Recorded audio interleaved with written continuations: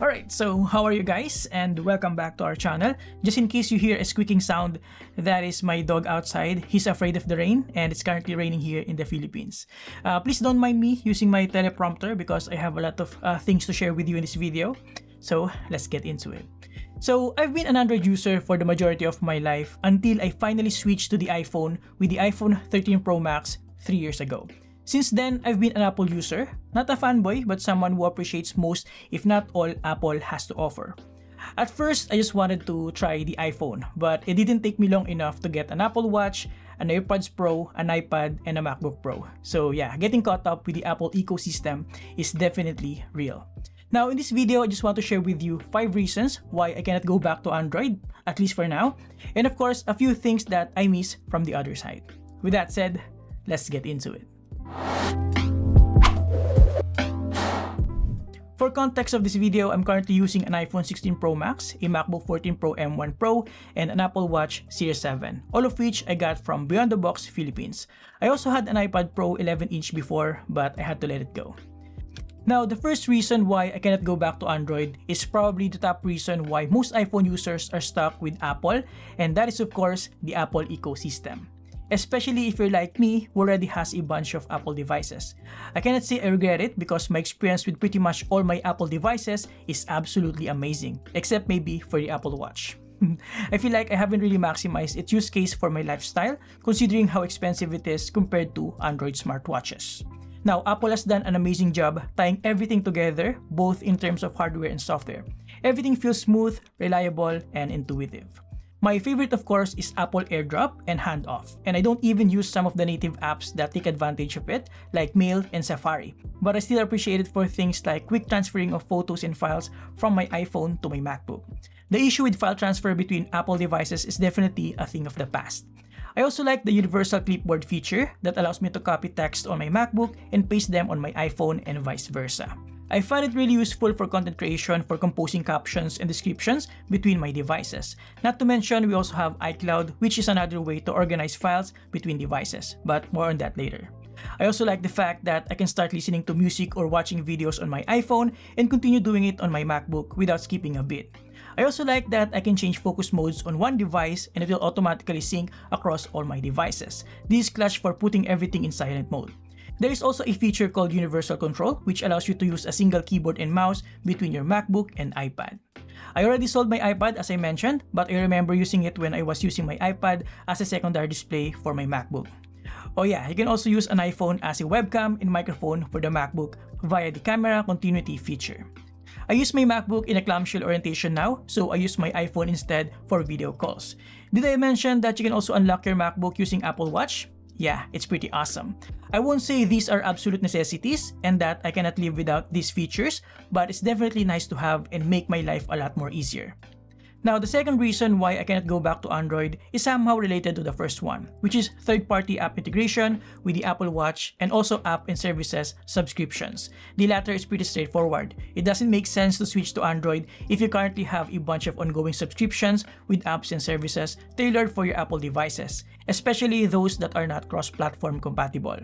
Personally, I can't seem to convince myself to switch from an Apple Watch to an Android smartwatch, even though there are a bunch of good if not better alternatives, especially in terms of price and battery life. And that is because of the robust app support. It has a dedicated app store with arguably better development support and optimization. And what I like about my Apple Watch is that it works really well with my CGM or continuous glucose monitoring system, which is Otai. I can easily monitor my blood sugar using my Apple Watch, and this is specifically convenient when I'm out and about. Yeah, granted, I think there are Android smartwatches that are also compatible with Otai, like from Samsung, Garmin, and Google, but I think the Apple Watch is still better overall, especially if you consider the seamless Apple ecosystem integration, time and time again.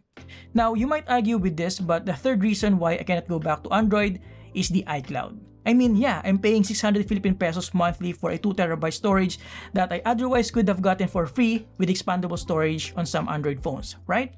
But the thing is, since I started using iCloud, I never had to worry about storage space, backup in sync on any of my Apple devices, especially on my iPhone.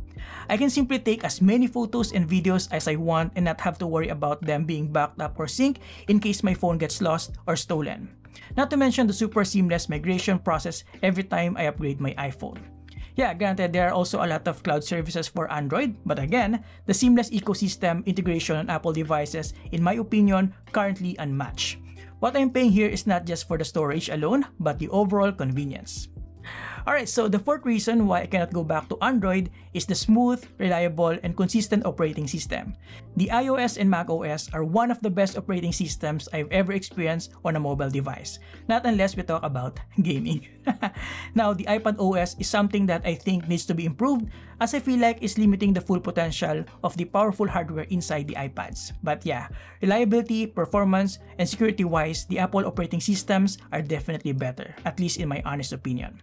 Now, since I've switched to iOS and macOS, I think I've encountered significant software-related issues maybe once or twice, but nothing too catastrophic like a blue screen of death or an immediate application crash. As for the topic in hand between iOS and Android, as I matured, I started to appreciate the more streamlined and consistent user interface of iOS.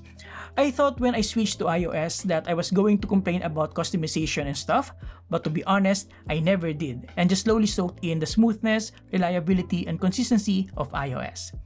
Now, while application support is arguably limited on iOS due to a more stricter policies, I never felt like it was lacking in terms of the apps and services that I need.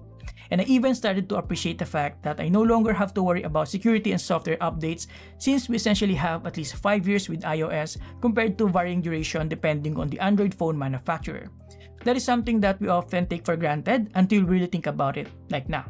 And again, I keep going back to the Apple ecosystem integration. Everything is seamless between iOS, macOS, iPadOS, and even watchOS. I don't think I can live without the handoff, universal clipboard, and AirDrop features if ever I switch to Android. Last but not the least, before I also share with you some of the things that I miss on Android, the fifth reason why I cannot go back to Android is security and performance. As I alluded to earlier, security is something that I don't worry about anymore, or at least not as much as I did when I was still in Android. And I think it's also probably one of the most underrated factors when choosing a smartphone platform or operating system, because most of the time we prioritize design, features, and performance, right?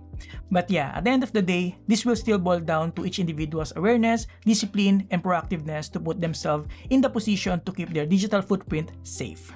As for the performance, this is definitely arguable.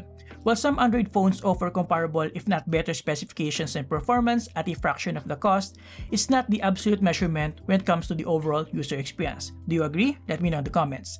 An Android phone might have a more powerful processing power but can still lag behind in terms of stability and optimization. Not to mention, some Android phones even have annoying ads and bloatware out of the box, and some even need further tweaking to make the most out of the hardware. In iOS, you're pretty much good to go from the moment you unbox it up until the battery lifespan starts to deplete. And honestly, since I've started using an iPhone, I never worry about closing or killing apps in the background, unlike when I was still using Android. Apple does a good job in terms of hardware and software optimization and resource management. As I mentioned in the intro, I'm currently using an iPhone 16 Pro Max, which I got from Beyond the Box Philippines, and honestly, I don't feel a huge difference when it comes to overall performance and stability compared to the very first iPhone that I got, which again is the iPhone 13 Pro Max, and that speaks volumes when it comes to iPhone's reliability and longevity. But of course, I definitely appreciate and enjoy all the new features and convenience the latest iPhone has to offer. Now, at this point, you might feel that I'm biased towards Apple, and that's understandable given the things that I've mentioned. But in reality, that's just my honest opinion about my experience with Apple devices, at least for now. And I also have a bunch of things that I definitely miss from the other side, so let's talk about it. One of those is the wider customization options.